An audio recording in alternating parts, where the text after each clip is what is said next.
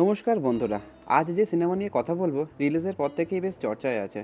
সিনেমাটা অনুরাগ কাশ্যপ পরিচালিত এবং ববি দেওয়াল অভিনীত ডার্ক থ্রিলার মুভি। সিনেমার নাম বন্দার। তো কেমন হলো এই সিনেমা, আজ সেই কথাই বলবো।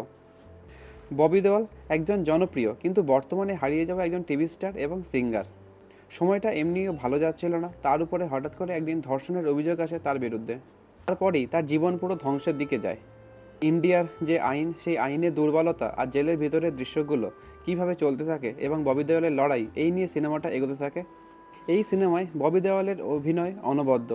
একজন হতাশাগ্রস্ত এবং মিথ্যে কেসে ফেসে যাওয়া মানুষ হিসাবে যে অভিনয় সুন্দরভাবে এই পর্দায় তিনি ফুটিয়ে তুলেছেন। সাপোর্টিং কাস্টে আছে সানিয়া মালহোত্রা, খুব সুন্দর অভিনয় করেছেন বোনের চরিত্রে। আর যার অভিনয়ের কথা না বললেই নয়, তিনি হলেন সপনা পাব্বি।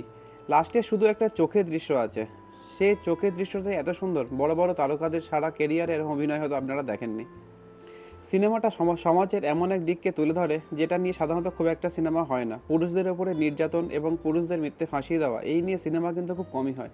এই সিনেমাটা সেটাকেই তুলে ধরার চেষ্টা করা হয়েছে। সিনেমাটার বেশিরভাগ দৃশ্য কিন্তু জেলের মধ্যেই। সিনেমাটা প্রায় 2 ঘন্টা 15 মিনিটের হলেও কিছু কিছু জায়গায় একটু মনে হবে স্লো পেসের। আর একটা ছোট্ট স্পয়লার দিয়ে রাখি, সিনেমাটা কিন্তু শেষ হয় ওপেন এন্ডিংয়ে, অর্থাৎ ডিরেক্টরের কোনো বাধা ধরা গল্পে কিন্তু শেষ হয়নি। তো শেষটা আপনার নিজেদের মতো করে বানিয়ে নিতে হবে। আপনারা যদি সিনেমাটা অলরেডি দেখে থাকেন, কেমন লেগেছে আমাকে কমেন্টে জানাবেন। ভিডিও ভালো লাগলে লাইক কমেন্ট সাবস্ক্রাইব করে পাশে থাকবেন। নমস্কার, দেখা হচ্ছে পরের ভিডিওতে।